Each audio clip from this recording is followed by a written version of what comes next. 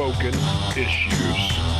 What is up, everybody? Welcome to a new episode of the Unspoken Issues Podcast. Hey, we're about to get into our discussion about Death's Head 2, but to get you ready for that, we've got about a 6-minute intro on the history of Death's Head. So, if you're already familiar, feel free to fast forward 6 minutes to get into the heart of our discussion on Death's Head 2.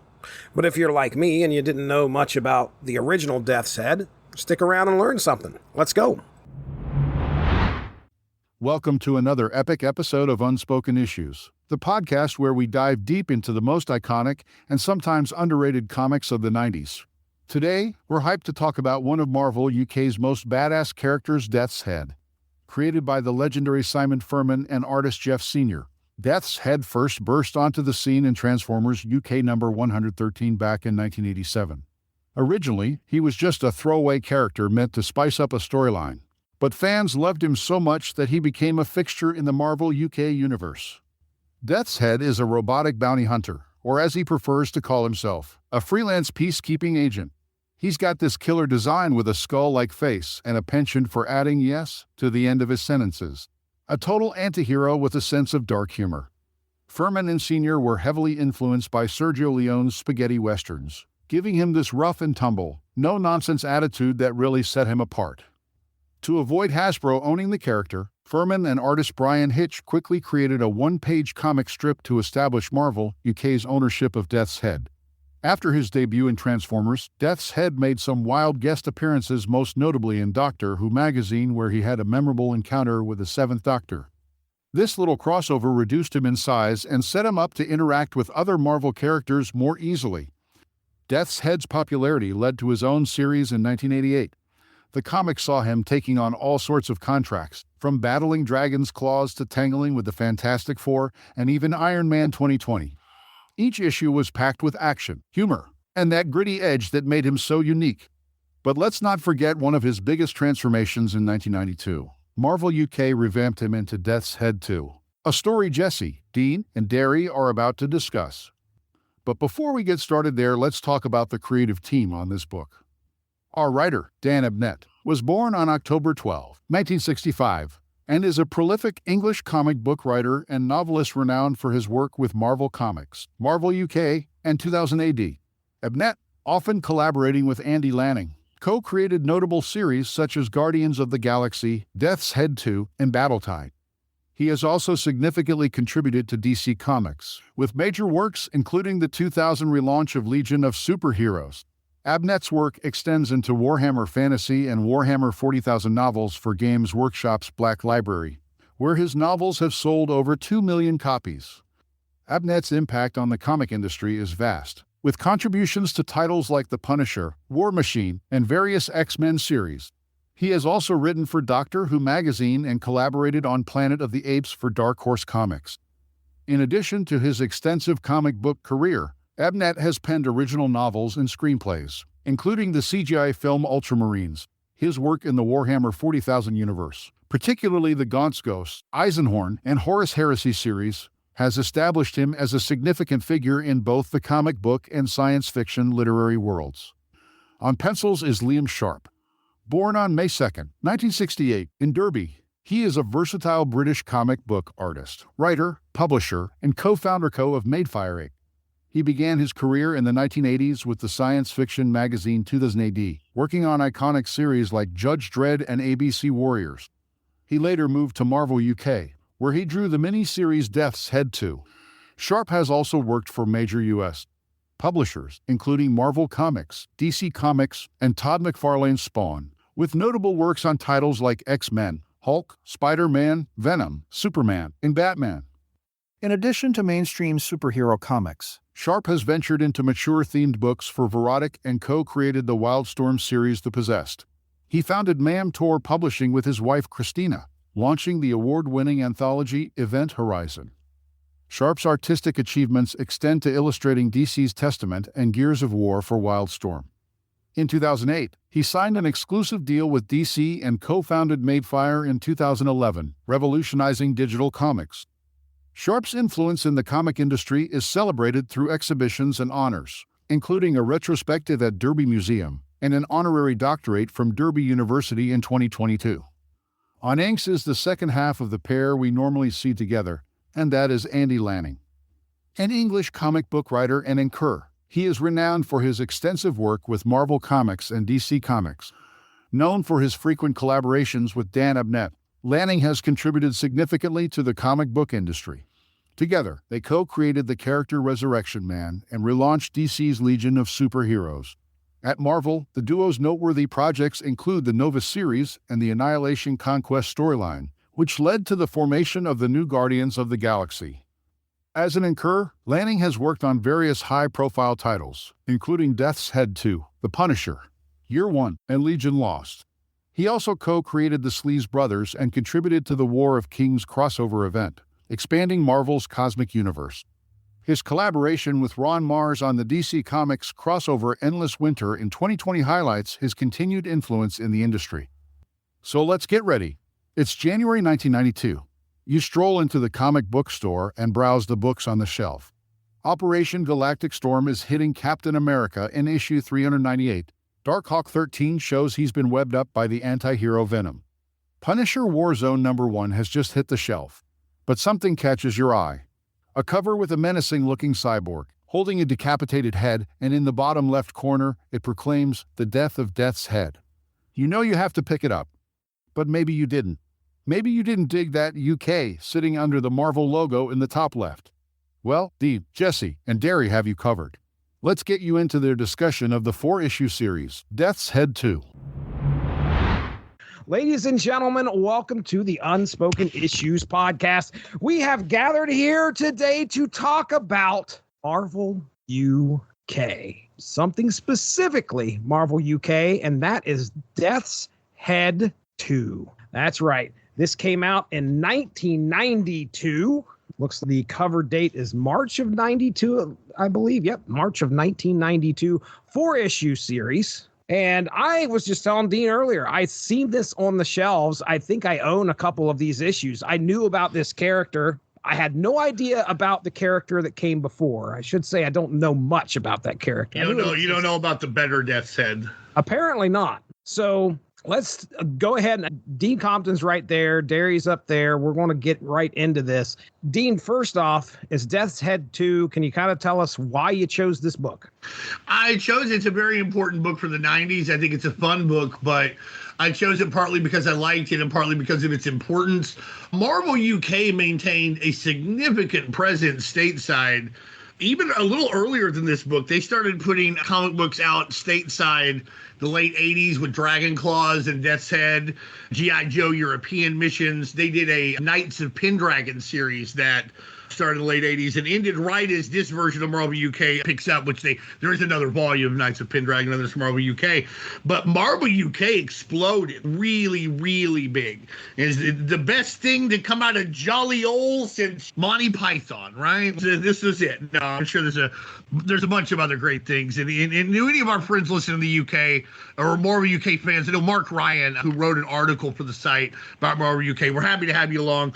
This was such a big event. Marvel UK was very, very ubiquitous for a good 3-year period, and then it just cratered, and everybody did. This is around the same time that we start to lose the Kirbyverse and a lot of triumphant comics. The Ultraverse, Malibu gets sold, etc. But it was just really big. You could not turn around in my comic book store without seeing a Marvel UK book, which they had that slightly different coloring, that slightly different feel, a little more sci-fi, a little more fantasy. The character scene was a bit more risque. They weren't code-approved books. And my God, every fucking one of them had the X-Men in them. Every single Marvel UK book had the X-Men in it. Or the Punisher or whatever. It's one of the only times that the Punisher and Cable ever met was in a Marvel UK book. It's hilarious, too, because Cable's like helping Punisher out of somewhere. And Punisher didn't know Cable was there. And Punisher's like, Cable, what's the leader of X-Force doing here? You're like, that sounds like a very natural thing for Frank fucking Castle to say, right? But no, these were important books. It was neat to get these coming over. And Death's Head 2 was hot. Death's Head 2 was promoted as part of the big guns. I have a giant poster that had Nomad, Silver Sable and the Wild Pack, Punisher Warzone, Luke Cage, and Death's Head 2. And that's some broad shoulders to rub up against, right? To be promoted that way. And this book was hot. It took off really big. Death's Head 2 remained hot. The other books, I don't know that anything ever took off. Knights of Pendragon, the first run, was critically acclaimed, but these books were ubiquitous. They were hot. They were an important part of this early 90s market. This is arguably the most important of them. So we cover a lot of things, some things off the beaten path, but this is one of the things that I feel is underrepresented for the size of its importance at the time in the marketplace. So that's why we're doing this thing. It's a lot of fun, really good. Incredible talent. Abnett, writes it. He does not write it. He inks it, but we get Abnett and Lanning after a sword. And of course, the great Liam Sharp doing the pencil. So it's just a rip-roaring good time. Great Fantastic Four appearance. Really fun alternate future. I don't know. It's a great mini series that holds a place of importance. And if we don't cover shit like that here from the 90s, ain't nobody gonna. And what the fuck are we doing? Am I right? That's right. That's a long-winded soliloquy. Thanks for letting me go off. I love it. I know you do. Darry, the question I want to ask you, did you see Death's Head 2 on the shelves? And if you did you pick it up? Yeah. I had this book back in the day. I love the covers. I was a sucker for anything that had an angry, cool-looking robot on it. And then I became a fan of the original Death's Head later on when I realized that he was introduced in the Transformers comics, which I'm slightly obsessed with. So, yeah, huge Death's Head fan. Love Death's Head 2. This is just a solid, good time, and it held up. It's definitely a product of its time, but it's got a lot of that 2000 AD charm, and it was a pleasure to reread. Yeah. And here's the thing too: Marvel would say no, Death's Head did not originated the Transformers. Marvel would tell you that Death's Head first appeared in Dragon's Claws number 6. And that's all a big fucking workaround so that Marvel could own Death's Head. Because he was originally going to appear, but if he appeared in the Transformers, I think the deal with UK was different. It's really weird. Like Circuit Breaker from the Marvel US Transformers belongs to Marvel, but apparently he wouldn't have for whatever reason, so they did this whole workaround. And he also met the Doctor, for the Doctor Who fans out there. Yeah. He met the Doctor several times. There's this one, but I always call him the Riddler Doctor. I can't remember his name, but he's got the fucking sweater with all the question marks and the hat. Sylvester Pemberton. I was about to say, I think it's Sylvester Pemberton, but I don't want to say for sure. But there's this great comic book where Death's Head is the one to fight him, and he goes to punch him, and motherfucker ducks, but his hat doesn't. So Death's Head swings, puts the hat in him. Classic shit. Just, it's the kind of goofball slapstick shit that you can get away with in British stuff that's also highly serious and really into people's heads getting squashed and stuff. But also, here's this funny thing where he ducked a punch and his hat stayed up. So yeah, Death's Head just a very interesting character all around. Yeah. I first found about the original Death's Head, the 1991 Marvel card set. He had a card, and I think Art Adams drew the card. Oh, and man. So it's a 6. It's the best card set of all time to me to this day. But it's a 6 set. That's a sick card. And then the next time I'm at the comic book store months later, and I'm like, Death's Head 2, what happened to Death's Head? I just found out about Death's Head. I'm already getting passed by. Yeah. Can you kind of lay an idea of who Death's Head is, or I guess what he is? Because he isn't a person, right? Or am I getting that wrong? It sounds like he's more a mechanoid. Thank you. Okay. And then his consciousness gets downloaded into the minion Death's Head 2 body. I'm not exactly sure of his exact origin, but he is a bounty hunter, but you better not call him that. He would tell you he is a freelance peacekeeping agent. Yes. He says yes after he has a very yes, he does. Player. The one sentence pitch is basically so Simon Furman is a famous British comic book writer. He's written most of the Transformers comics that were written by Bob Budiansky. And the guy had a brilliant dude. Yeah, no. Great. I had the pleasure of meeting him once. He had a story where he needed a bounty hunter character. So he said, well, I want to use the Clint Eastwood Man with No Name from the Dollars trilogy, but he's got to be a robot or else it's not going to make any sense. So Death's Head was kind of to fill that slot. But he's one of these characters where it was, well, he was meant to be one-off, but he worked really well, and I want to bring him back, and I want to tell other stories with him. And yeah, to Dean's point, I don't know, someone at some point realized he was going to be a little bit better than a one-off character, so he did get introduced in another book where Marvel would own him. So a lot of his story stories involve him fighting the Autobots or Decepticons, but he is owned by Marvel. His toys came out from the Marvel Legends line, not the Transformers line. So he's a weird holdover from that period of time, but he's great. He's basically what if Clint Eastwood were a robot and had to fight Optimus Prime and Megatron. Oh, he's also one of the few guys, the Marvel UK guys, to appear in the Marvel US book. He made appearances during Walt Simonson's Fantastic Four run because Walt Simonson loved the character. And he had to create a character because he couldn't use him, but he made an appearance in the Fantastic Four book. And for whatever reason, the Fantastic Four are the characters that Deathhead messes with the most. I'm not sure why, but they're around in the original book, and then Deathhead does meet the Fantastic Four during Simonson's run. Then there's also Justice Pain, which is basically just Judge Dredd and Deathhead combined, and then later Motor Mouth and Kill Power appear in an issue of Hulk, and that's pretty much it. There's not really a lot of other. Digitech was important during the Civil War of all the guys. Oh wow! I will remember say, he dies, right? That's his thing. He dies in prison because they're not taking care of him. If anyone is ever looking for an actually good Marvel UK story, Paul Cornell and Leonard Kirk did Captain Britain and MI-13, and they make a point of bringing back all the Marvel UK characters from the last ride. The island of Britain, the island of Great Britain is being invaded by invaders. We need every superhero to ever fight under the Union Jack. And there's a great scene where all these characters come back and you get the feeling like this is it. This is the last ride. And Captain Britain leads them into battle. So I will say MI-13 is a flawless book from beginning to end, gone way too soon. But if you're at all interested in the British characters, that's a real quick way to get your fill. 10 years ago, too, they put out a standalone event called Revolutionary War. And it's pretty good, too. And it's very self-contained. It's 6 books. You don't have to read it. If you're interested in these characters, that's a good thing for you to read. If you're really interested in the characters, dive off the fucking deep end. Go buy Black Axe. Go buy Death Metal, buy Death 3, buy Die Cut, buy Dark Guard. There's some weird books out there, and you're going to like them. But these are books that you can kind of give to somebody who's like, oh, isn't superhero stuff just kiddie shit? Well, it can be, or it can kind of be this weird wink, wink, nudge, nudge. This is kiddie shit with more gore. Mm-hmm. Here's the Mistech Wars, which is the worst thing Marvel UK ever did. I hate that fucking book.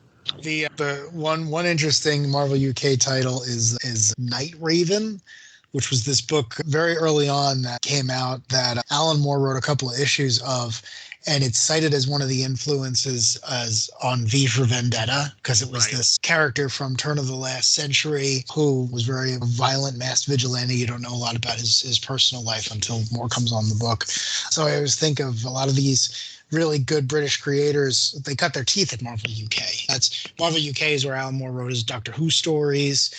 And a lot of other creators. My God, every single thing Alan Davis ever did was perfect. But yeah, I always go back to that Night Raven. I got the collected edition, and it's terrible. I could barely get through it the first time. But you definitely see where it's the best parts of this would feed into V for Vendetta across the street. So it's interesting to see what Marvel UK was allowed to produce. And the guy who started Warrior, Des Skinny, started in Marvel UK too, and then he went off and he revived Miracle Man. So Marvel UK.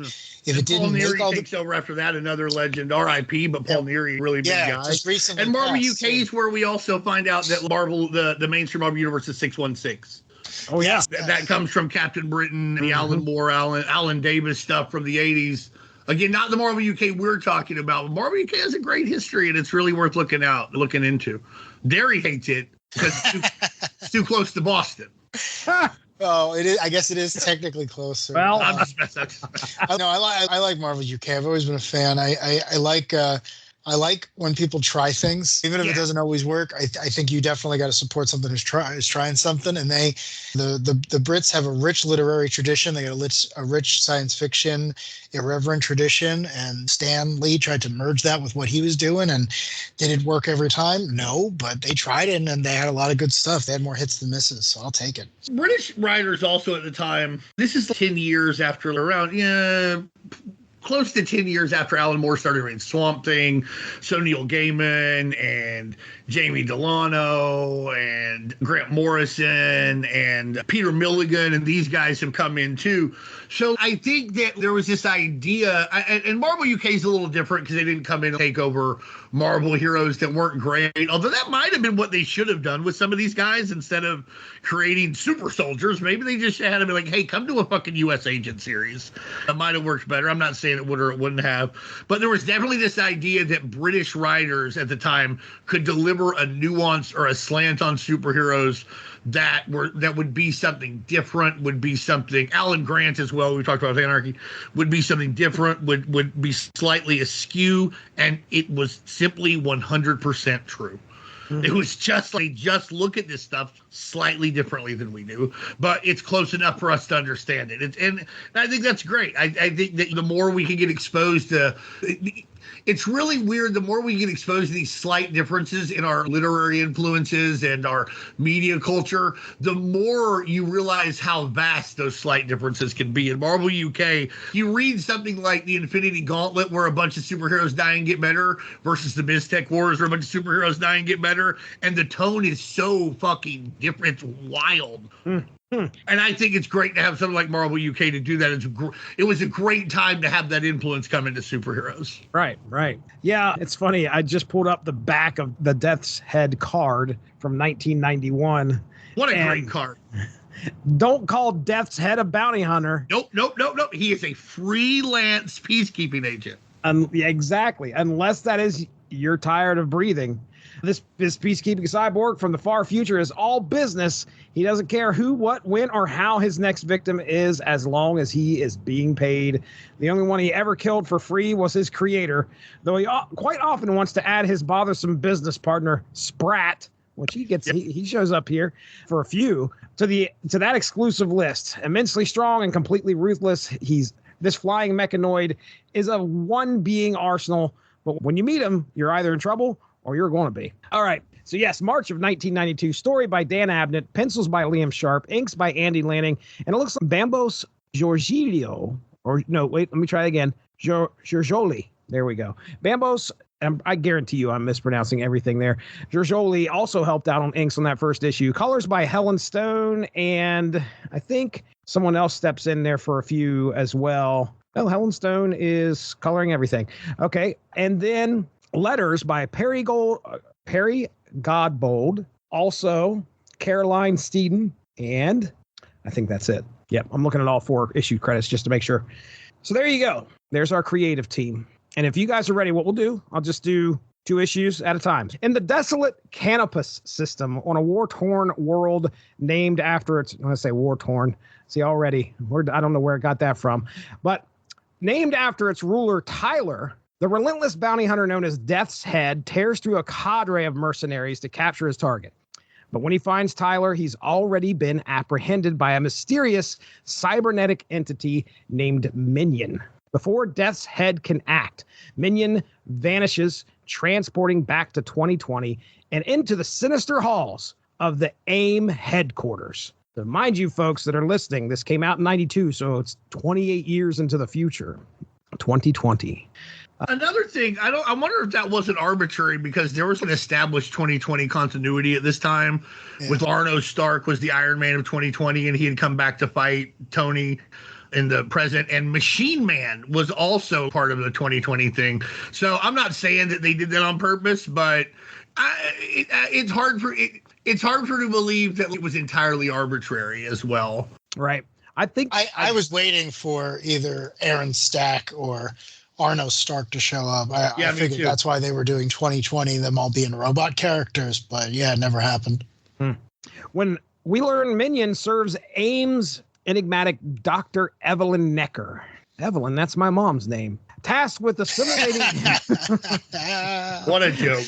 Nice. You guys might have to explain that one to me. I don't understand. Tasked with assimilating the abilities of... It's a wink, wink, nudge, nudge thing, isn't it? Tasked with assimilating the abilities of various key figures across time to combat a looming, undefined threat to AIM. And it's upcoming. They have a... What was that movie? Minority Report kind of deal, I guess AIM has, where they kind of know that something's going to happen, a precognition database or something? I have no idea what happened or why they were trying to prevent it, because you said in our text where it's like, you have a time machine. The way you are going about trying to protect yourselves seems the device you should be using to prevent this is not, you never once used your best weapon, to quote the man. Right. So after completing a mission in 2456, Minion returns to 2020 with Death's Head hot on his trail. Their confrontation is fierce, but Minion's objective is clear. Death's Head is his next target.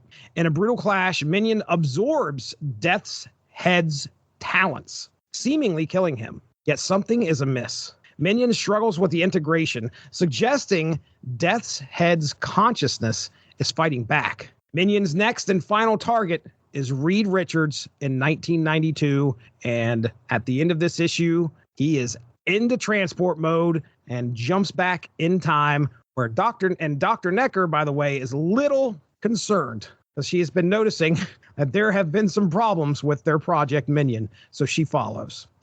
In New York, 1992, Reed Richards awaits his wife Sue when Dr. Necker arrives, urgently explaining Minion's plans. But Minion's arrival interrupts them, igniting a high-stakes chase through a rain-drenched New York City. With Necker's help, Reed narrowly escapes, but Minion remains relentless. Ben Grimm, the ever-loving Blue-Eye Thing, shows up, hearing the commotion on the news, intervenes, but is quickly overpowered, thrown off a bridge right down onto a ship, taken out of this fight pretty quickly. But it also gives Reed and Necker time to reach for Freedom's Plaza. There, Richards deduces Minion's erratic behavior stems from Death's Head's consciousness fighting for control. Implementing a risky plan, Reed and Necker use a tachyon beam. I love tachyons. They're good in just about everything. They're very good. Very, very good. Well, they're the fuck of science, right? They're just incredibly versatile. You can just say whatever. They're just good for anything you need them to do. They just do, just like the word fuck. Are tachyons real? I don't even know that. Are they real? Is that one of those Star Trek terms, or is there a quark somewhere that actually exists? I think it's a real thing, but I'm going to double check. Well, we have a tachyon beam that's going, the intent is to use it to trigger a shift in Minion.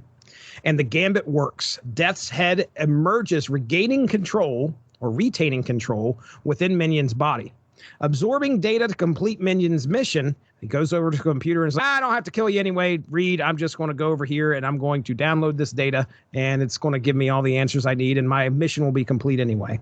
After doing that, he transports away.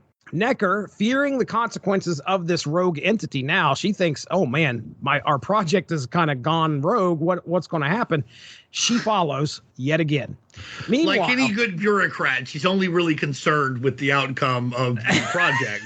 That's the truth. She's not really, whatever happens, Jesus, don't ruin this. Meanwhile, in 2020, Death's Head's loyal partner, Spratt, collects his remains, hatching a resurrection scheme involving the nefarious Baron Strucker the Fifth. The Fifth. Oh, the my Fifth. God. The Fifth. That is where we end issue 2. So, yeah, we got a great time travel adventure here, in my opinion. We got bounty hunting going on. We got robots and cyborgs fighting each other. The only way it could be better for you is if Impact showed up, right? Cyberpunk out of nowhere. Here comes Ballistic. Boom, boom, boom. Bring it on. What if they had sent Minion to get heat waves fucking right? You'd have died. You would have died. That would have been badass. Cranial, what is it called? Oh my goodness. Cranial disruption unit. There you go. Yeah. To describe let's describe Minion real quick, okay? And Death's Head, a mechanoid. He looks like the devil when people sacrifice shit to the devil on them 70s movies. He looked like that devil been working out. Okay. All right. He got the big old horned head and the skull face and 3 Rambo bodies. That's basically him. And then he's got hands that become anything he needs them to, which tachyons, real concept, not a real thing. The idea is apparently this is a thing that always travels faster than light, but it couldn't exist because of paradox. It would create a paradox. So it's a hypothetical thing for science, but there's no known evidence that one exists. So okay. So real concept, not a real thing so far. Okay. Maybe I have one in the closet. I didn't know about it. I haven't looked in there in a long time. You knowing you probably do. If it was a limited edition and I could spend money I didn't have on it, probably. Just happened upon a slabbed tachyon sitting there, and turn around and sell it on eBay. That's what. Bro, this tachyon is 9.6. I know. All right, I know it's not a 0.8, but it's still really good. There's not a lot of tachyons. This is the Jim Lee tachyon. All right, There's got to be a character named Tachyon, right? Yeah, I forget. Isn't there a new god named Tachyon? Takion? Oh my God, there is. You're right. You're absolutely right. There is. There's two I can think of. There's the new god, and I can't picture what he looks like. I don't remember if he was a Kirby creation or not. He's not. He's a 90s new gods guy. He's a 90s new god, right? And then the only other one I was from a book that George R.R. Martin wrote, had a character named Dr. Tachyon in it. Is that Wild Cards? Yeah. I'd forgotten about him. I ain't read Wild Cards in a bit. Yeah. It's so funny when all the people are like, can't believe he's never going to finish these Song of Ice and Fire books. Wild Cards fans laugh in 1992. Well, to be fair, the books still come out. He was only ever the first among equals. All the other ones were. Sure, it's just funny to think about it, though. But he never did anymore. That's the thing. He said he was, but he never did. Well, he's from Bayonne, so he's got enough going on. He likes the Jets and the Giants. That's illegal. You can't. They're playing the same stadium, but you can't like them both. That's just weird. I can understand if you were. I'm a Giants fan, and I don't care if the Jets beat other teams, but I don't cheer for them necessarily. I have Jets fans and friends, so I'm be happy for them. But no, that's not allowed. You can't be like, you can't be. Oh, I like the Cubs and the White Sox. Fuck you. Dean's Moses with his proclamation. He comes down the mountain, and he's got rules for all of you. All of you. Damn right. These rules are much less hard and fast than it seems. There are exceptions to every one of them. We got our first two issues here. Dean, I'll throw it to you first here, man. Okay. What are you thinking? What are your thoughts here on our first two issues as we go through this time travel adventure? Well, first off, I've always wondered this about British comics, but why is the coloring different? It is different. There's something very unique about how British comics are colored that we don't do that. I don't know why. And I've asked before and no one can answer it. So that's something I always notice about this stuff. And really good setup. I love the original Death's Head. He has a trench coat on for a little bit and what appears to be a laser shotgun. That's pretty cool. Yeah. Also, let's start, though, with he goes to face Tyler on Tyler's world. It apparently belongs to Tyler. If I had a world, I would name it Butterscotch Rapscallion Supreme or, Badass or some word I just made up, Jackstotropia. But I would not mean it like, I would be like Dean's Planet. What a fucking asshole. What the fuck is that? Here's another proclamation for you coming down. But do you disagree? That's just so short-sighted. He just named his planet. Oh, it's Tyler's Planet. Fuck you. But that's the point, right? People that have that much wealth and everything else, they have no imagination. Of course they want to name the whole planet after themselves. You'd never have a planet. If you had a planet, you come up with a cool name, but that's why you'd never have a planet. Right. Or at least, even if, our Wi-Fi here is because I'm Dean Compton and Emily's last name is Scott, so it's Scomtonia. It would at least be something like that. It couldn't even be Tylerland or Thailandia or something. You couldn't even do that. You guys got a whole planet. Hire a fucking writer. Pay the writer. Harlan Ellison said, pay the writer. You don't know how to do this. And that's why he got killed. I stand by this. Very easy to find this guy. Right. He's a badass fucking bounty hunter. People are I thought you meant Harlan Ellison. I don't think Harlan Ellison was killed by anyone. I think he died of natural causes. There's no telling with that guy. If you told me that he had a lot of enemies. He had a lot of enemies. There's no telling. Smart enemies, too. Yeah, that's what I was saying. He was on so many enemies lists that if you told me a bounty hunter actually did kill Harlan Ellison in a firefight, I would 100% believe you. I wouldn't even question you. I believe someone should exhume the body and do another autopsy. I think we have a strong case. Yeah, and they'll be, why should we? I'm like, because Harlan Ellison, and they're just like calling immediately, like backhoes showing up. Oh, man, get on the phone. For real, R.I.P. Harlan Ellison, great talent, but hey, the writer, he's right about that. Yeah. And Tyler might have lived longer if he had named his planet Tyler's Planet. Oh, I know where to find this guy.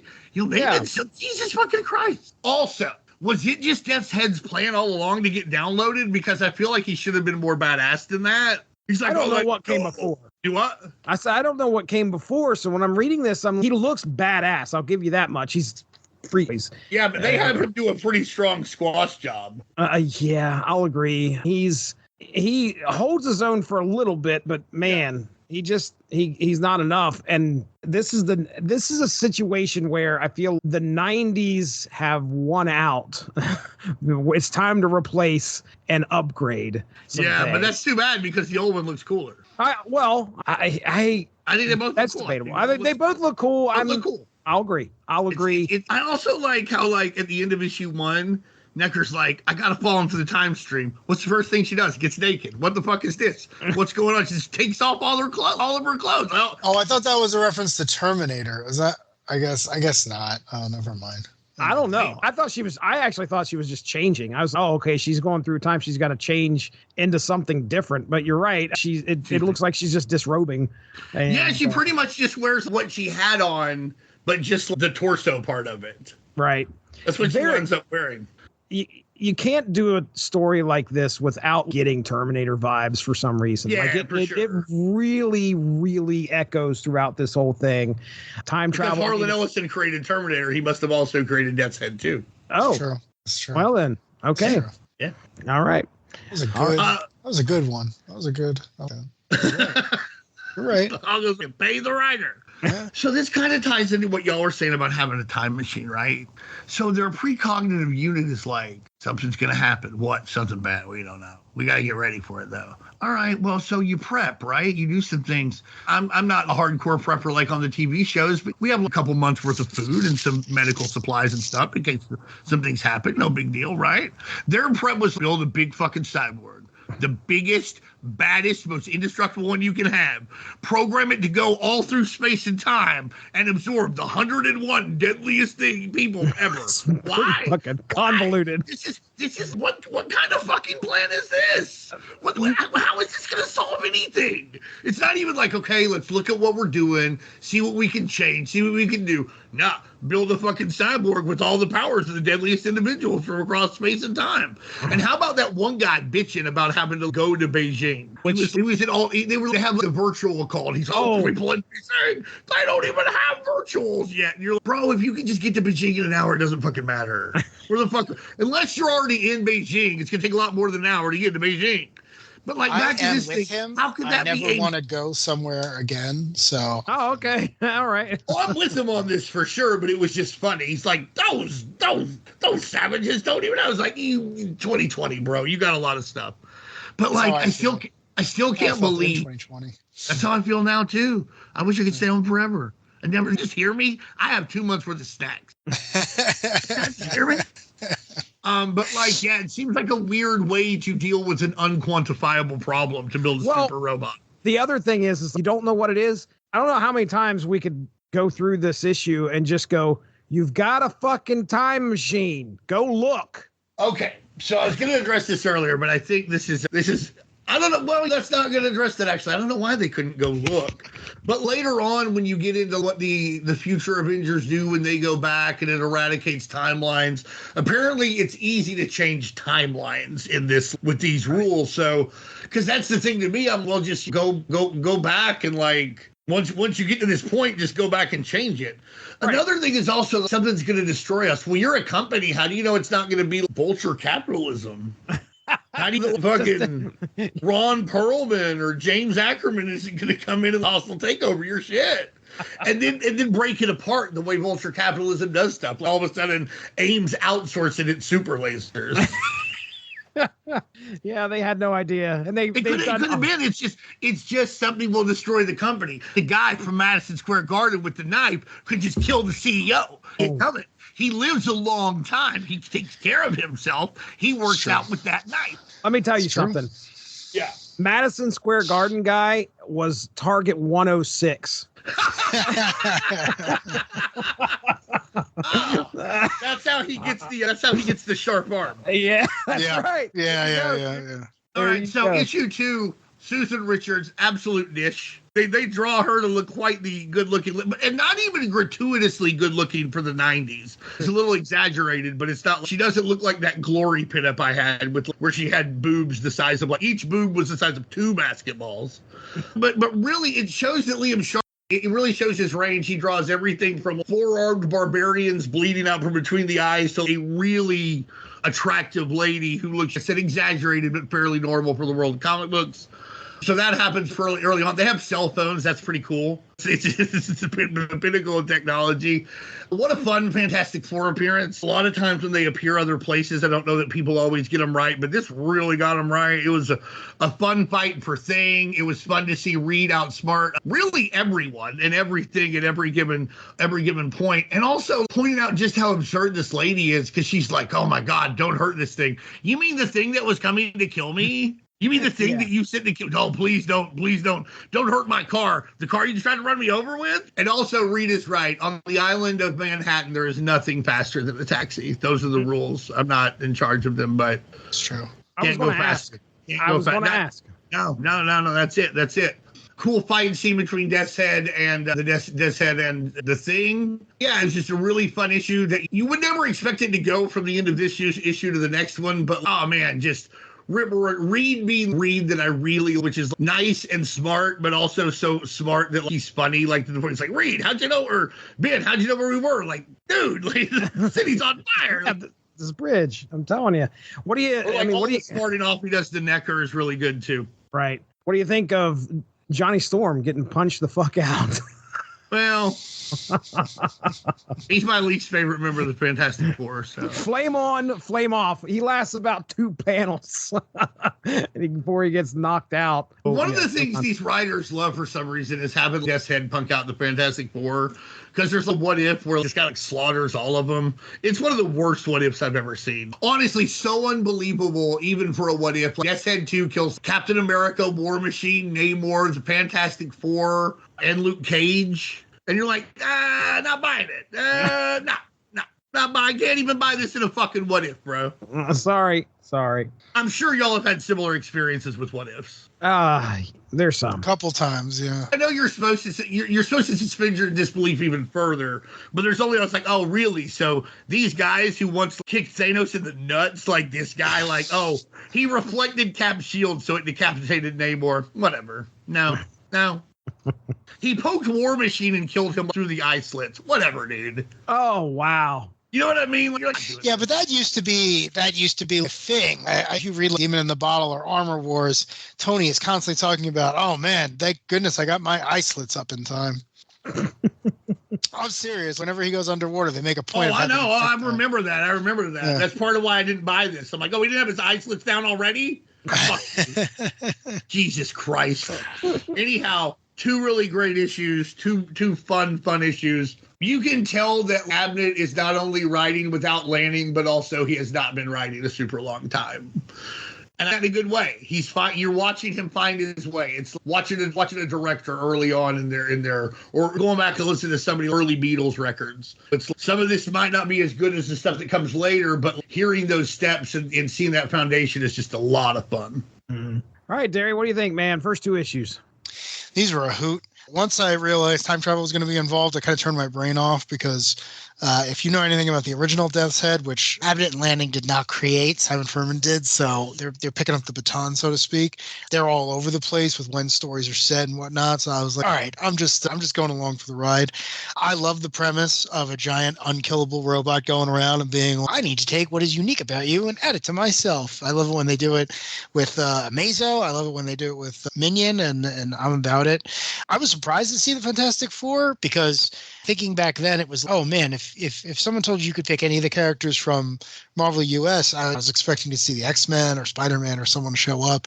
But they were nice, because people often forget, but their first couple of years when Jack and Stan were on it, it was just one crazy science fiction adventure after another. Death's Head definitely would have fit in back then, without a doubt. So, and also they were already connected to, like I said, they had appeared in Death's Head books, Death's Head's Marvel UK book in the late 80s. So, and also, like I said, I think he appeared in Fantastic Four. So you're picking up these loose strings. That's why it works when Reed's like, I know Death's Head. I'll get him to not kill me. Mm-hmm. Yeah. Except I'll do that by apparently I love that Death's Head takes a backup from the computer that is in Four Freedoms Plaza, because apparently that contains all of Reed's memories and brilliance and everything else. And again, I'm not picking on the plot of the story. They were just having a lot of fun here. We'll see that more with the back too. But I do love the idea that if you take that to its natural conclusion, there's a story where Reed just copied his brain, threw it in a computer, and was like, I want to see what happens now because I've got too many projects going on, and maybe I'll make a nanny for the kids or whatever. So I do like that. I doubt we'll ever see it again, but I thought that was very interesting. Very Kirby. Very Kirby. Very, yeah, very. He very would have called it. Kirby. It's my cerebrosphere. Yeah, exactly. Some shit like that. I quantified the atoms in my brain and program it in here, and now it can tell you how to get into the negative zone. Yeah. Yeah, he never backed away from a big idea, regardless of how insane it sounded. So, man, the Terminator parallels, you could draw a few of them here. Death's Head plasma weapon, cranial, whatever. It when he's in that fight with Ben does a big thunderclap right on that thing and destroys it. But then all of a sudden he goes plasma weapon disabled, switching to blade option. And you watch this thing morph very much like a T-1000 into some type of a blade at the end of his hand. Hostile interloper must be terminated. Again, the Minion looks, I get a lot of Predator vibes from Minion 2 for some reason. I don't know why, but I do, just because of the way half his face. Skulls are a big part of the Predator motif, I think. When you look at half of his face, because if you have not seen Death's Head 2, folks, half of his face is covered with what looks to be, I assume, either skin or a helmet or something. And then the other half looks like it's just rotting off, and you see the bone underneath. I was getting a Jonah Hex vibe from that. Oh, okay, yeah. Yeah, because I was thinking, well, if the original Death's Head is based on Clint Eastwood and The Man with No Name, and I always assumed Jonah Hex was based off The Outlaw Joe C. Wales, then you kind of see the evolution here of, well, let's give him that iconic, dripping facial scar thing. And that's what I got from Minion here. I got that. Also, this is a world where mysticism's going to be important, Mystech. The big bad guys are, I don't know if you can put that together, but it's kind of a play on mystic, but tech and everything. So this is going to be a world where magic and technology are going to interface at very, very, very infinitesimal levels. So that's why he has like a skull face. It looks kind of demonic as well. He doesn't look like a robot necessarily if you just look at the face. And I think that's an important thing to note too. Yeah. Darry, I want to throw it to you real quick. What'd you think of the art, man? I got to be honest with you. I'm not a Liam Sharp fan. I'm sorry. I don't mean to go. You don't find Liam to be sharp? He's really British. He's really British. I don't know if he's ever worked for 2000 AD or whatever, but I definitely get that vibe. Man, with the amount of shit they cranked out, I'm pretty sure all three of us have worked for 2000 AD. Yeah, that's fair. That's fair. If you told me I actually wrote a 6-page Future Shock, I'd believe you. I'd say yeah. Like, you don't remember Judge Dredd, Arkansas? You wrote that. Well, we did spend that entire episode trying to figure out if Ohio was in Mega City 1 or not. That's at least Prague right there. Right. No, I don't know. This art is not bad. He did some work for DC in the last couple of years. He drew a Garth Ennis Batman book and he drew a Grant Morrison Green Lantern book, and I couldn't get into the style. This is a little better though. When he's really trying, the faces on the human characters are very well defined. You can tell that his style has a diverse range. I think Dean said this before. The aliens look truly alien, but the people look truly like themselves. He draws some great looking people too, but overall, I don't know. His name on a book's never done it for me. Lanning doing the inks, right? Yeah. And my goodness, there are some pages that Lanning just decided to go off. It looks good. It looks good. It definitely looks 90s. It's really weird to think of him as an inker. I always think of those two together writing, and I don't even think they've written together in at least 10 years now, but they're still entrenched together. Together. Yeah. Like Abnett, Lanning, Guardians of the Galaxy, Punisher, Forceworks. Yeah, I love their shit. Mm-hmm. Yeah. And I was right. Death's Head is in Fantastic Four. I kept getting confused. He was in issue 338. So under Walt Simonson, Justice Payne is a Judge Dredd analog. But I haven't read that in a long time. But I'm going to read it again soon. It's good-ass shit. And it has Death's Head in it, so double bonus. Love Death's Head. I love him so much. We do. Sorry, I'm reading the address here on the inside cover where you'd send your stuff. You'd send it to Marvel at blah, blah, blah, blah, blah, New York or whatever. This is 13/15 Arundel Street, London, WC2R, 3DX, England. Yeah, there you go. Shit. I don't know what. Get your submission in now. All right, let's get into these next two issues. And folks, let me just tell you, I knew that where we were going to stop in the middle of this had to be at the end of issue 2, because issue 3 and issue 4 are about to fucking take you on a ride.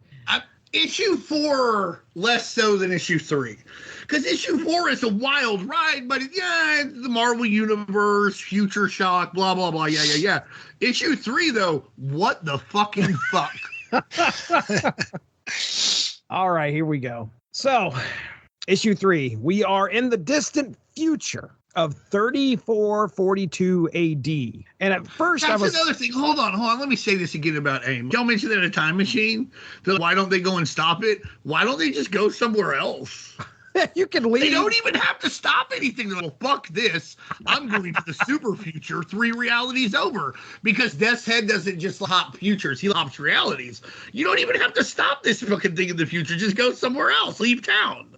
There's something to be said about AIM with that classic supervillain trope of they always have to deal with things according to their gimmicks.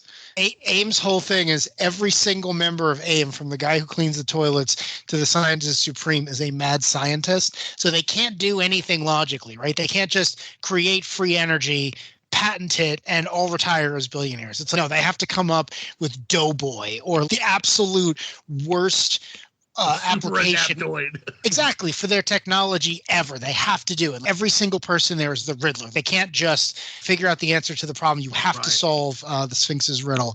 So I kind of like the idea that AIM, even 30 years into the future from when this was set, was no, we know something bad's going to happen, but we're not going to find out what it is because we want to be ready for everything. So we're going to create a murder death robot with time travel capability to get all of the abilities to prove that whatever this is, and again, we're going to spend no time, resources, or energy trying to pin it down. None of that. The robot is ready to stop it. And I love you remember that. America in the 80s and 90s, early 2000s, all the money into the fucking into war? That's us. That's all us. The money into the killer death robot. Yeah. You got to give AIM this though. It's like a band. It's like that fucking sucks, but they have one song you just love. Because goddamn, they invented the cosmic cube. I was just thinking. You gotta give them this. Somehow they fucking ass backward into the cosmic cube. But that's what I'm talking about, right? Someone shows up at your doorstep and is like, make another exactly. You need to make a wishing machine that never runs out of power. And they're like, I don't know about that. And they're like, oh yeah, Hydra said you couldn't do it. And they're like, we're going to do it. Forget those guys. We're going to do it. And then half an issue later, you have the cosmic cube. You have the most powerful weapon for decades. That was it. That was the Kirby had given us that. The damn thing's still in the movies. It was so iconic. And then it's still on par with any other MacGuffin. Oh yeah. And to Dean's point, it's like, why did you guys never do that again? That seemed like a good idea. And next time, again, don't give it to the Nazi with the blood face. Just hold it. Just keep it in the basement. It's okay. Just be like, hey, I hope that bad thing that might happen doesn't happen.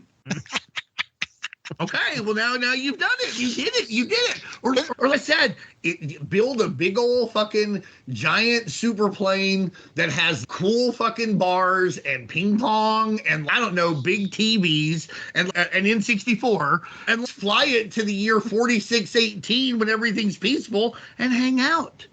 There's probably one guy who works or one person who works in AIM who's constantly saying, like, the kid from the Austin Powers movies who's just like, why don't we just shoot him? Why don't we just shoot him? And everyone else in the room is like, no, what are you talking about? Do you not understand the business we're in? There's probably one person at AIM who's like, why are we building a murder death robot? Why are we doing that? Why? And everyone else is like, you're fired. You don't understand what we're trying to do here at AIM. You don't. That's why you'll always be in middle management, James.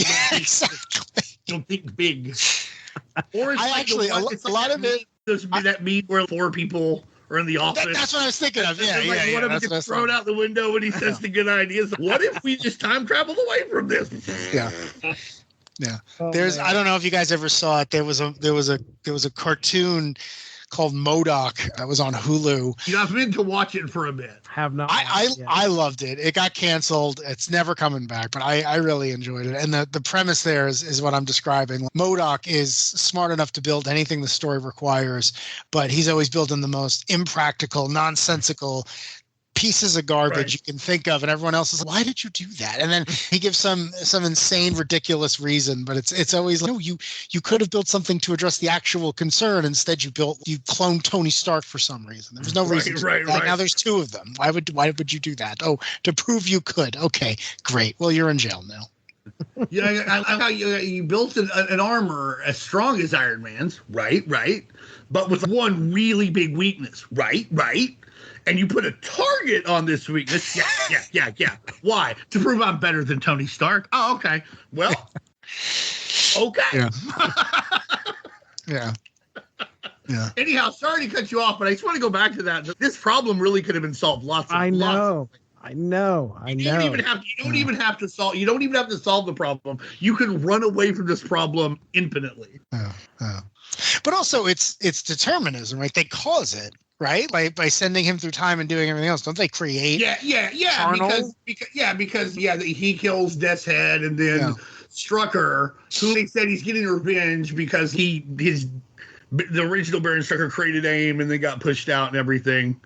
Or you got pushed out of Hydra first to create an AIM, and then what an ass! So you get pushed out of Hydra and AIM? What the fuck? Yeah, I was confused by that. I didn't think he had anything to do with AIM, but I don't know. It's been a while since I read those old books. Believe he did. He was part of the creation of AIM because him and the Red Skull, they created AIM as a part of Hydra, and then it splits off. And I think he regains control of it for a while, and then he doesn't. I don't know. It's Captain America stuff, and Matthew Price is here. You know all about it. And if you want to know all about it, you can buy these comics with Speedy Bullet Comics, sbcomics.com. It's available for you. Hell yeah. He'll be happy to talk about Captain America all day. The offer stands. If you want any issue of Supreme and you're willing to pay $2 million, he will find the issue. No problem. The Supreme Special. The Supreme Special. The Supreme Special. You could possibly pay less. He might find one for less, but if you offer $2 million, you want Supreme number 19. He's got it. He's got it. At last, the structure. Shit. At last, the Struckers will be revenged. Here we go. We're getting ready to get into part 3. Part 3, because I held us up. Sorry. No, you're all right. In the distant future of 3442, which was oddly dashed out for some reason, because I thought, oh boy, we're getting into weird names of years now. But later on, it's 3-4 or 34-4-2, and I'm okay. Add a letter at the end. Anyway, it's 3442. Into the future, on the verdant throne world of Lionheart, Death's Head leads a band of rebels in a Robin Hood struggle against oppressive forces. Yeah, folks, I told you there's going to be a change. Their latest skirmish against the Holy Sisters. Actually, I think these Holy Sisters just kind of were in the wagon that these guys were kind of guarding along with the rest of the treasure or money. Their latest skirmish ends up, they run afoul of the Holy Sisters. It becomes intense. And luckily, an admirer named Tuck, young female named Tuck, joins their cause. She's an admirer of yeah, what do you think of that? Tuck really appreciates what Death's Head is doing. So, yeah, she's like, hey, I'm here to help out. However, the Lord High Protector, alerted to Death's Head's defiance, dispatches his brutal enforcer, Major Oak. A fierce battle ensues when Major Oak confronts... That's a shitty name, but I love it. 3442. What are you to judge? It's true. You're right. I don't understand them. They're so far beyond me. They're so far beyond me as they play weird Robin Hood war games and have lasers, but don't use them. Fierce battle ensues, confronts Death's Head and his men. Dr. Necker, who has followed Death's Head, but was in the court of the Lord High Protector, she intervenes, saving Death's Head. Tuck, though distrustful, is wary of Necker, but Death's Head agrees to her offer of protection. Well, let's just say her offer of time travel to protect AIM for a hefty sum. 5 million credits. That's right. Yeah, it was going to be. She said 3. He said 5. She said 3.5. He said 5. Which is so funny to me because I get that Death's Head is a bounty hunter, so I guess someone is paying him in something, but it's like, what are you going to use 5 million credits for in the year 2020? What are you going to do? Do you want a house? Do you need to eat? I just wanted someone to be like, what are you going to use that for? You now have an indestructible cyborg body that doesn't seem to need anything. What are you going to use $5 million for? I just wanted someone. He's going to buy a cyber Roth IRA. He's going to let his money make money. Okay? All right? Oh, my God. Yes, that's the right answer. Death's Head is getting prepared for a cyber future. And maybe that's the right answer. That's the right answer. I know. The only thing I can really think he has to buy is guns. Yeah. Okay. Right. All right. And I think he has to get tune-ups and stuff sometimes. I believe I've seen that in an issue of Death's Head. Yeah. But otherwise, Death's Head. Yeah, no, Death's Head would need. The new Death's Head. The new Death's Head. Yeah, he doesn't. Yeah, Death's Head 2 doesn't need. Yeah. Well, old habits die hard, I guess. Yeah, I guess that's what it is. I guess it's Death's Head being like, oh yeah, 5 million credits. That would go, buy a lot of Energon. Why would he? She's like, hey, you need to come do this. She's like, why would I? You fucking killed. If I hadn't downloaded myself into this body, you'd have killed me. Tell me exactly why I'm doing this, Necker. I don't have a mom for you to have looked up to know her name to try and get on my good side. Yeah, exactly. This is the original Martha. Yeah. I love that as we look further into this, the more absurd it gets, because the ending of this, we're going to get to it, is probably some of the most absurd shit I've seen in a while. But as we look into ask these important questions, it is absurd. What the hell is he going to do with money? Regardless, old habits do die hard. So she agrees. Okay, $5 million. What else he's going to do with the money, guys? He's going to go to Speeding Bullet Comics, sbcomics.com. He's going to pick up he's going to get 2 million credits for an issue of Supreme. And then also the Micronauts Omnibus just dropped. We got a lot of the ROM Omnibus is coming up. Yes. Absolute Power looks to be scintillating. Death's Head's going to pick up some comic books. The rest into that Cyber Roth IRA. Wait, which one's Absolute Power? I don't know. It's Amanda Waller and Lex Luthor. Oh, yeah. Right. I don't know. All right. The Shazam stuff looks interesting. That's mostly what I pay attention to from DC. Although Shazam. Unstoppable Doom Patrol was really good. I hope they do another. If you like the Doom Patrol, you're like it. If you don't like the Doom Patrol, this ain't going to be the thing to convince you to do it. I love the Doom Patrol. My favorite book from DC right now is The Outsiders because it's just planetary, and I'm just so excited they're back. Hell yeah. Nice. All right, so the trio, we've got Tuck, Necker, Death's Head. They all transport themselves back to 2020, right into Ames' lab, only to find it in ruins. Everyone a victim of a brutal attack. It looks like an alien hive, like the Xenomorphs just killed a bunch of people and hived up.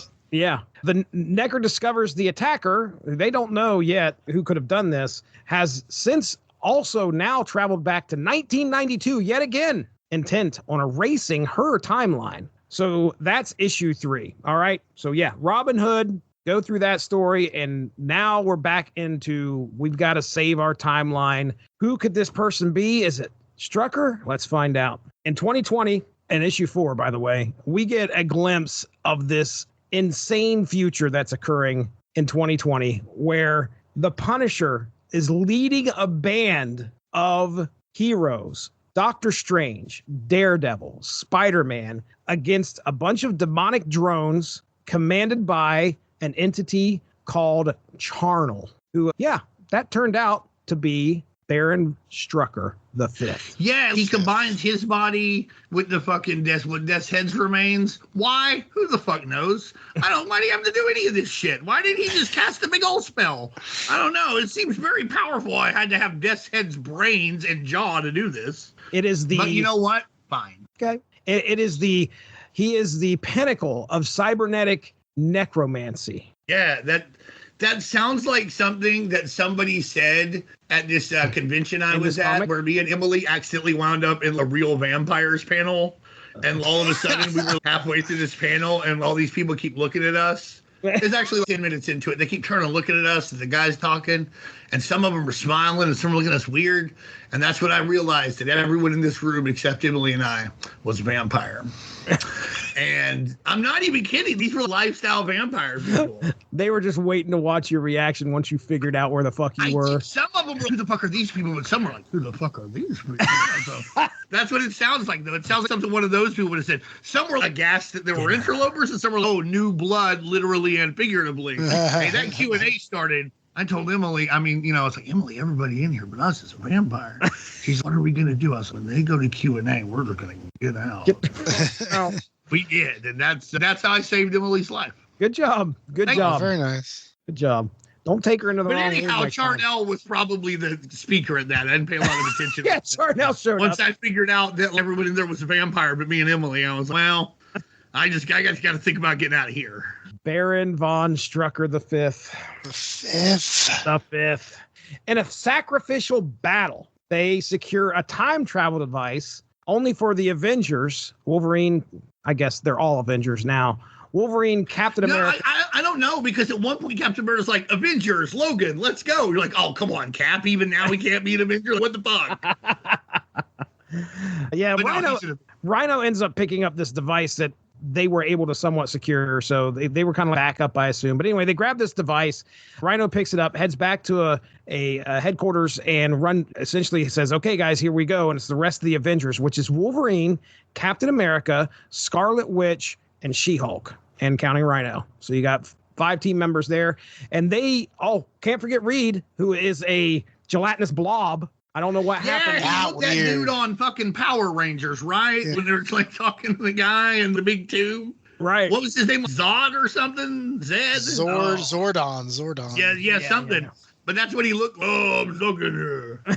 So yeah. Motherfucker. Smartest piece of Play-Doh in the universe. They use this time travel device to head back to 1992. A Nexus, apparently. So. Right. Coincidentally, the year this was being published. Oh, wow. Wow. It's crazy. Death's Head Tech. How lucky for this creative team. Death's Head, Tuck, and Necker land in a shopping mall, immediately ambushed by the future Avengers. Actually, more Wolverine than anybody. And Cap's, wait, guys. Hold on. These aren't the ones we want to attack here. After a not in time to prevent Wolverine from eviscerating him. Yeah, essentially driving his claws into him. And then, in a crazy event, breaks off one of his claws in Death's Head. That's insane. It's insane. After a tense standoff, they agree to unite against a younger Charnel. So you got to think here. They are... Actually, don't think. Turn your mind off just like Darry. Off. Just completely off. The ensuing battle is devastating. Charnel quickly kills Scarlet Witch, apparently, and definitely She-Hulk. Death's Head and Wolverine team up, fighting vigilantly, but Charnel proves formidable and kills Captain America, Rhino, and Wolverine. With the time travel device in hand, Death's Head finds a still alive Scarlet Witch now, let me back up just a little bit. Scarlet Witch tried to put the old hex whammy on the dude, and he absorbed power. Then he used that absorbed power to put the whammy on Rhino, Wolverine, and Captain America. Yeah, and Darry had mentioned how they are the ones that kind of caused Charnel to happen. And I think I wasn't 100%. I gotta be honest, things get kind of muddled, but it appears that way.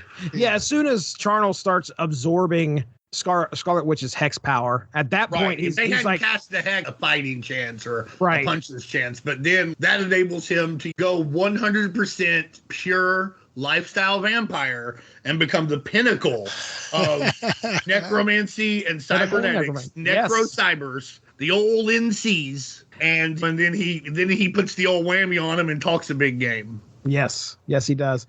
The way that this battle ended, this might be why I was late tonight, because I had to read the end of this battle twice. My understanding is this is how it went down. So Death's Head has the time travel device in his hand that I assume the Avengers came back with. All right, so that's one. And Charnel, who apparently had come back to the past as well, has one himself. So Death's Head reasons that, okay, if I put these two things together, then what I want to happen is Scarlet Witch hit him with one more hex bolt. Yeah. When that happens, it then rips Baron von Structure. Fuck me. Baron von Structure rules, man. The most fucking evil Nazi building of all time. It's right. It's actually the sequel to Castle Wolfenstein. So. Oh my gosh, man. Oh, fucking shit. You thought that was hard? Yeah. Baron von Structure? Fuck you. There's more Nazis to kill, and you can kill them all. Wolfenstein 5. Baron von Structure. Okay. So anyway, so. There's some type of splitting happens. It looks like the Baron gets separated from Charnel, and the explanation I think Death's Head gives is that he is basically split them into two different timelines, or split them into each of the time travel devices to two different things and two different times. Just rips them apart. Prehistory and one way far in the future, which ripped them apart and theoretically killed them. Yeah. And I guess he needed Wanda to make that work. Maybe they couldn't both work without it. I don't know what the Hex Bolt was for, but do we think it was the same time travel device from two different periods in its own existence? Yeah. Ooh. That's I was gonna say she might have needed it to make some tachyon stuff go. Oh yeah, no, she can make tachyons. That's been well established. They didn't have enough space on the page to explain that, but I will fucking buy it. Like the thing is, they don't need the Hex Bolt. He could just put it on and set him and go. I'm buy that. Now, listen, it's very obvious the writer started each issue being like, what do I want to write about? Is it Robin Hood? Is it the Twilight Avengers? Is it the Fantastic Four? But that's fun. I'm okay with that because it's like you should have fun with this. Not every 4-issue miniseries needs to be War and Peace. Right. All right. So, hey, the threat's been finally destroyed, and we also watched Scarlet Witch disappear because her timeline has been erased from existence.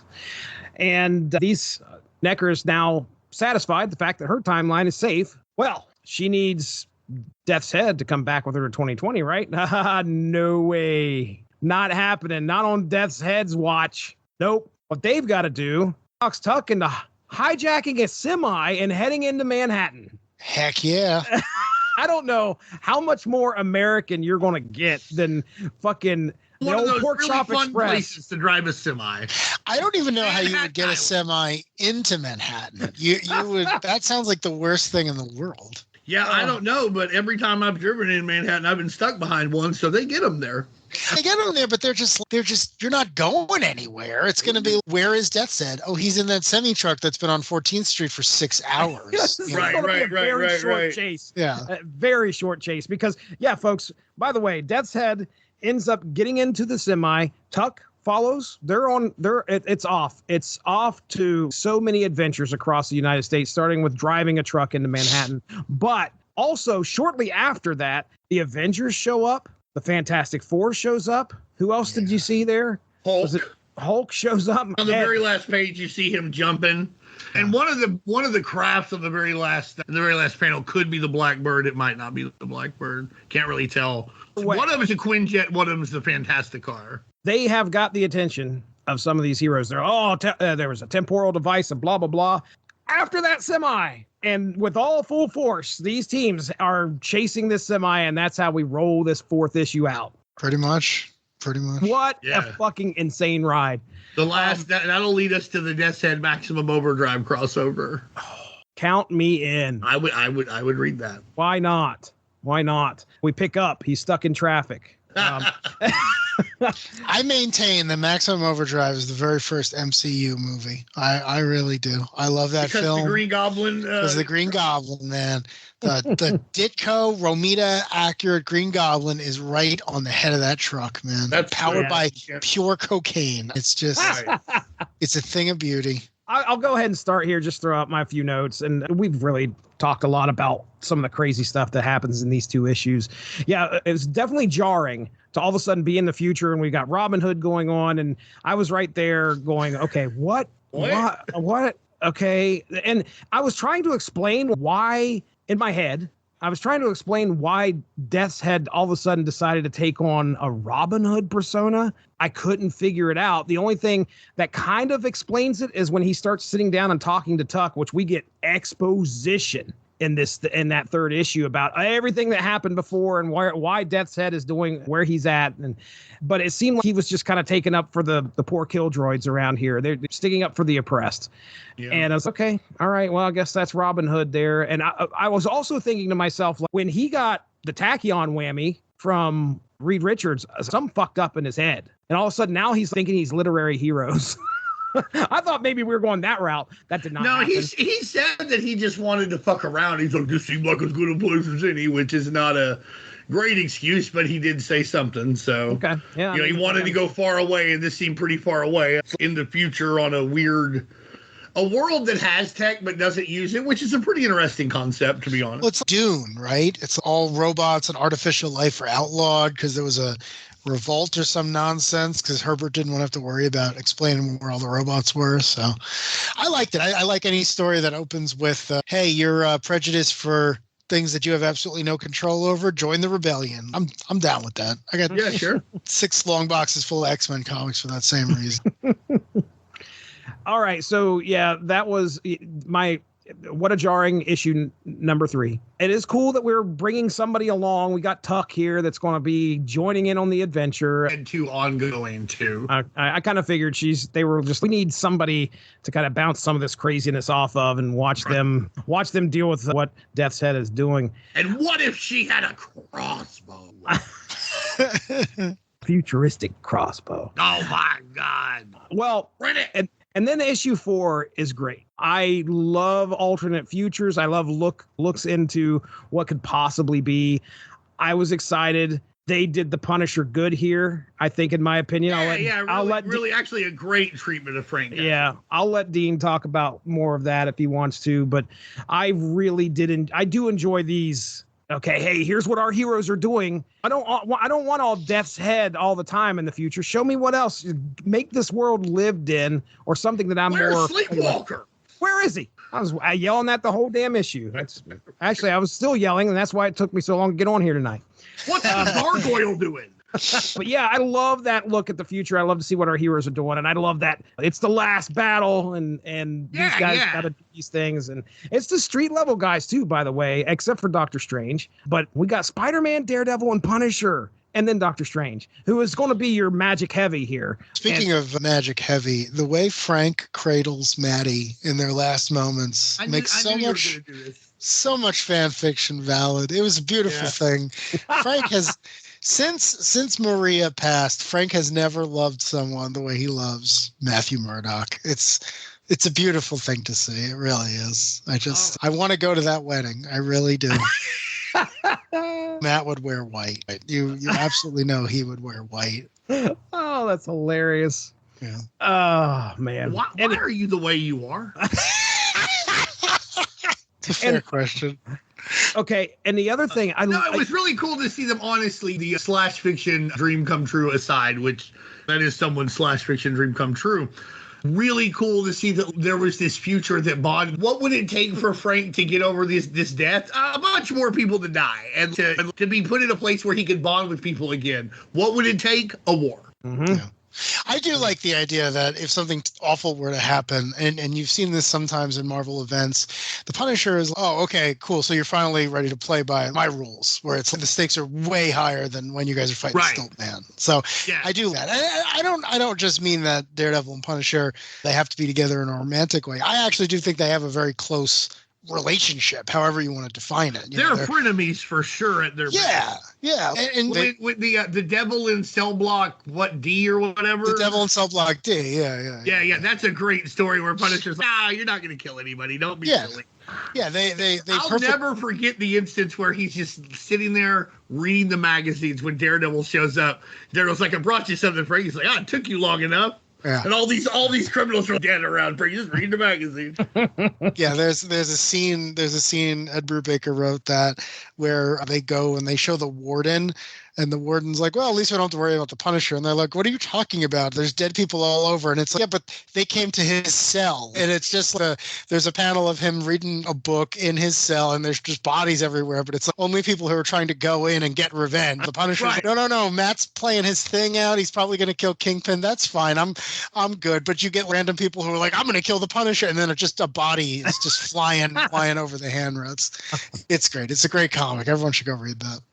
Oh man. And the other thing that I appreciate is them just, now this feels random to me, but you guys help me out because I rely on you guys for a little bit of history.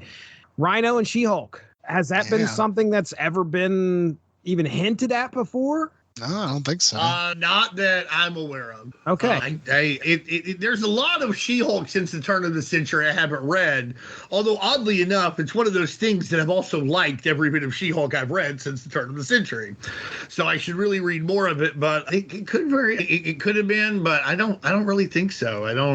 I was kind of vague and kind of leading you guys into that question to let our listeners know in this book. I don't think I mentioned it here, but Rhino and She-Hulk are in a relationship, and when She-Hulk dies, Rhino's obviously, they've been together since 20 years. So it was they had started dating or becoming a thing in 2000, but they were in love for sure. So it was cool. She-Hulk looks different, which is, I appreciate the look that She-Hulk has in this. It doesn't bother me anyway. It's wartime She-Hulk. Yeah, baby. Wartime She-Hulk. Yeah. Wartime Rhino looks fucking badass too. Yeah. No, they all look a little different. They're all, they should. They've been a long time, and they've lost a lot of friends. They mentioned that Thor's group got eradicated.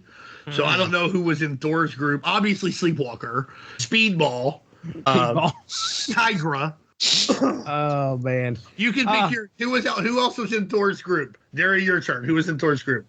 Oh my goodness. Oh, what did you say? You said Tigra? Oh, Jesus Christ. Oh, Nighthawk. Without a doubt, Nighthawk was with them. He has no powers. He was the first one to go down, but Thor's, no, I'll take everybody I can throw. Take everybody. What do you got, Jesse? Who you got in Thor's group? Oh my gosh. So it's got to be, let's see here. It could be anybody. Who cares? Anyone you want. Starter. Anyone you want. Except for the ones we saw here. Obviously, they weren't in Thor's group. Well, do you think Canada's still around at this time? Or have they fallen? Everything's fallen. Let's just do Puck. All right, we'll throw Puck out. Oh yeah, I like it. All right. Anyway, you know what? Let's give somebody else the Thor's group that can do something. Wonder Man, you can be there too.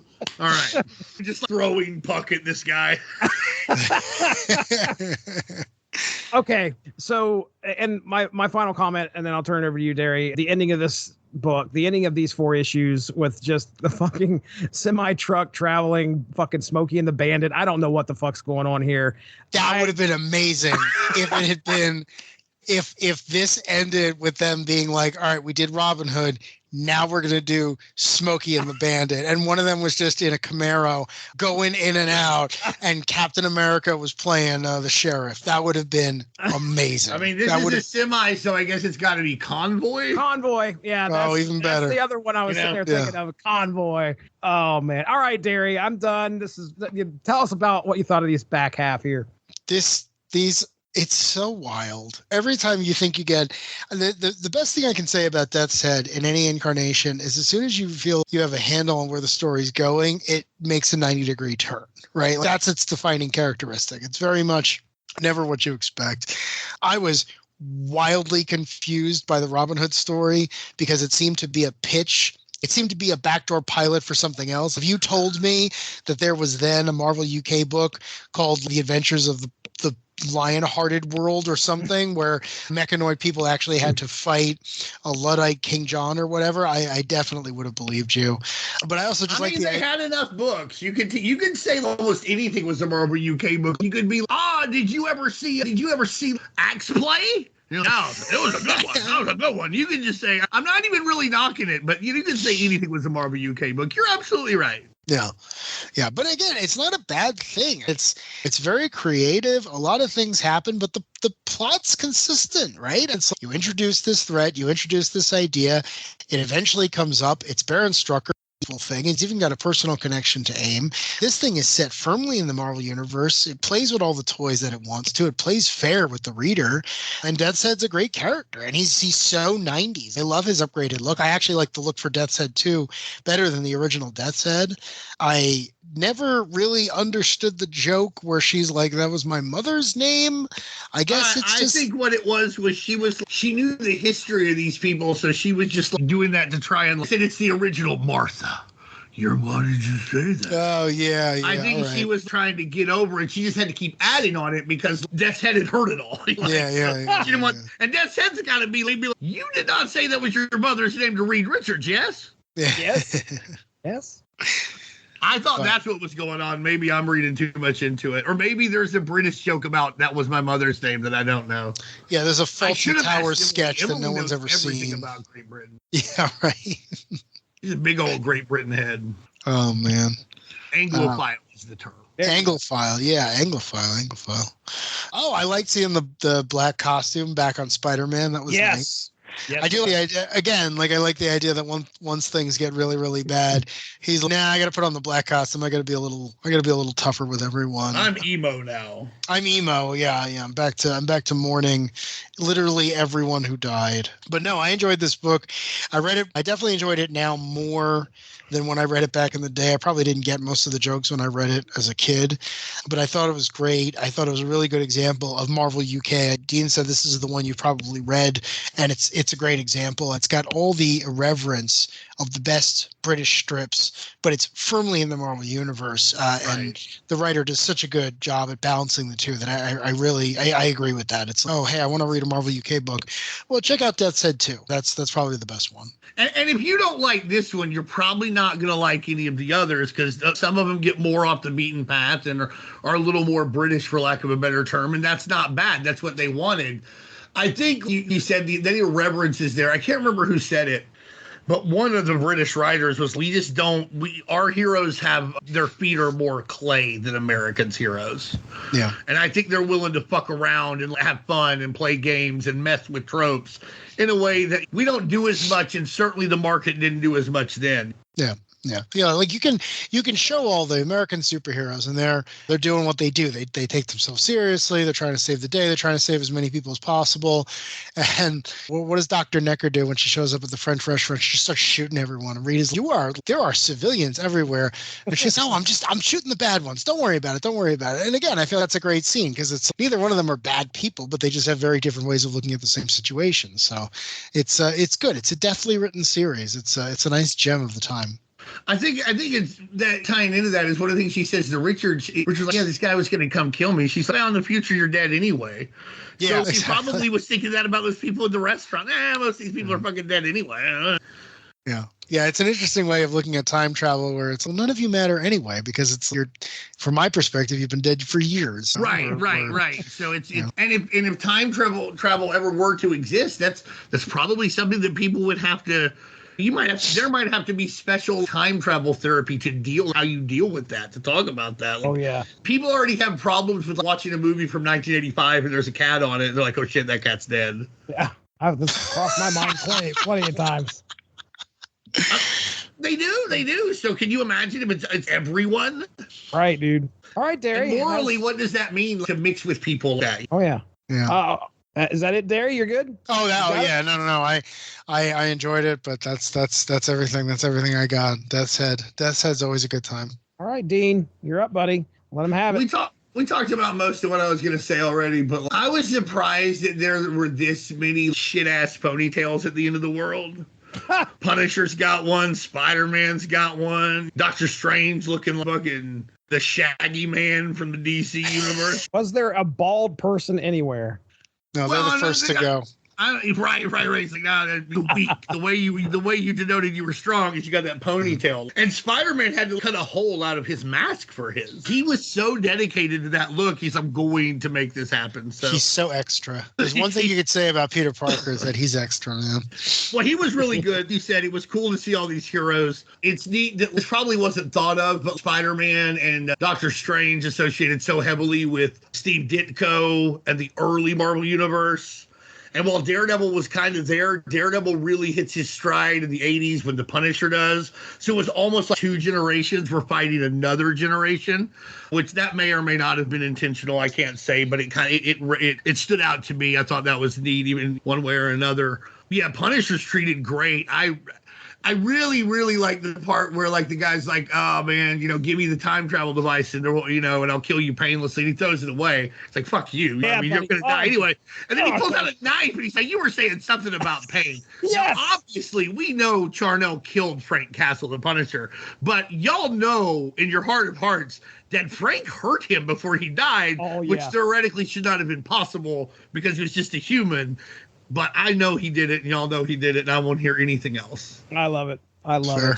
Really great to see that. You said we talked about earlier, the friend making it the end of the world.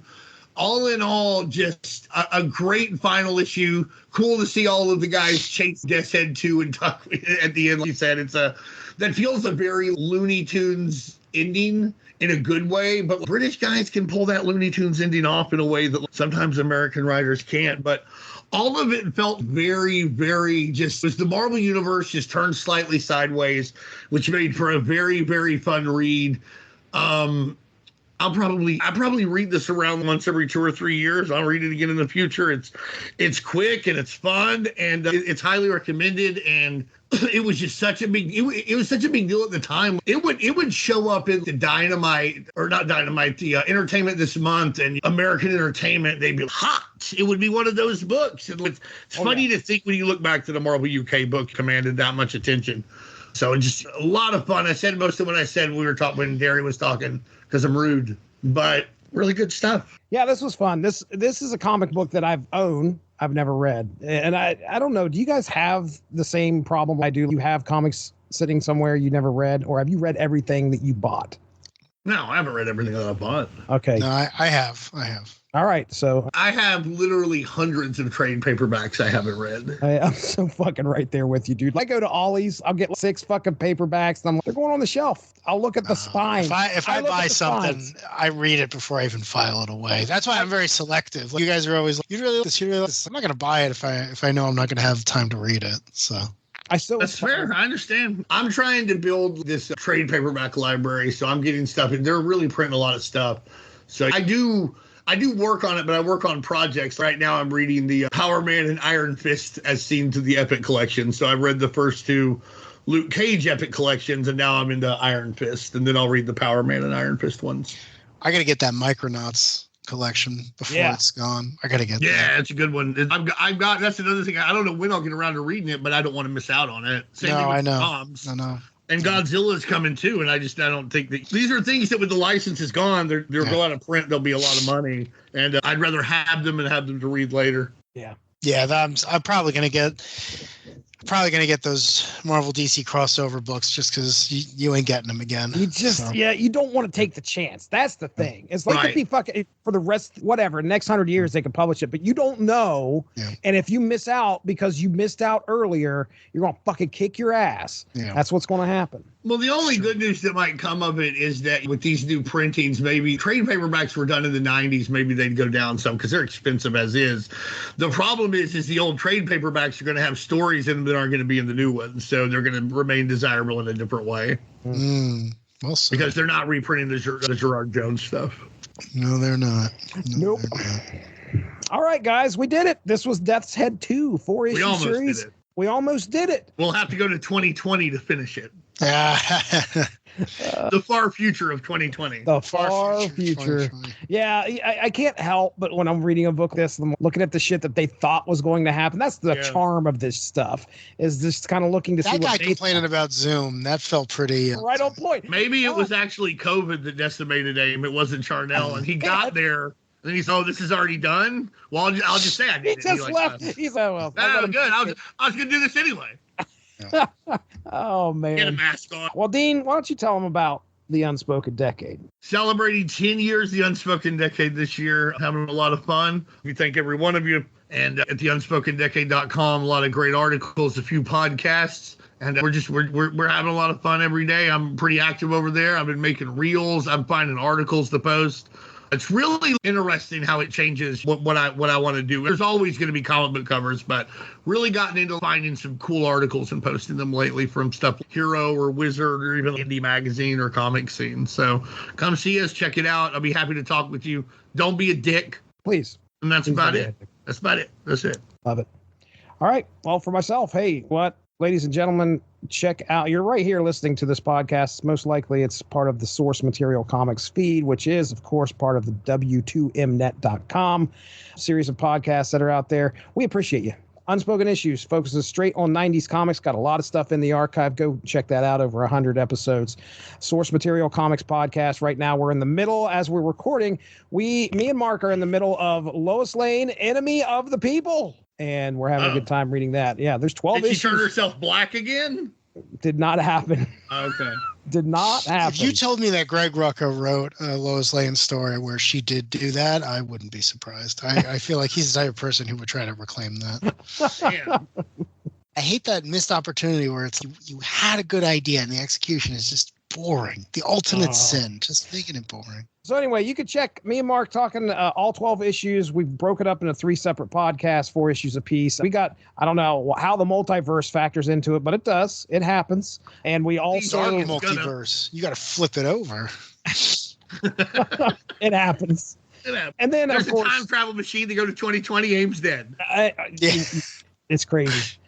But yeah, other than that, the other podcast right here on this feed is the Snap Material Podcast, where me and Evan Bevins get together and we talk Marvel Snap. And I just started streaming. I just said, fuck it. I'm streaming Marvel Snap games. I'm down there in the corner. You can hear me bitching about the other guy I'm playing. And then at one point recently, I played Evan, and Evan was on the other side of the screen, and we were bitching at each other. It was a lot of fun. So if you get a chance, go to the Source Material YouTube, and you can watch some of those past games. If you want to learn how to play Marvel Snap, well, don't watch any of my shows. You can be entertained at how bad I am. That's pretty much what it boils down to. But with that being said, we are getting out of here. That is Dean Compton. Over there is Darry Wade. I'm Jesse Starcher. Thanks for joining us. We'll talk to you soon. Have a good one. Bye. Bye. Bye. Thanks for joining us. Unspoken Issues is part of the UnspokenDecade.com, the home for 90s comics, blogs, and podcasts. Unspoken Issues also has a Facebook group you can join if you are interested. Just search the Unspoken Issues podcast and request to join. All of this would not be possible without w2mnet.com, so make sure to seek them out for more podcasts. If you enjoyed what you heard today, please feel free to share, and we look forward to entertaining you again soon.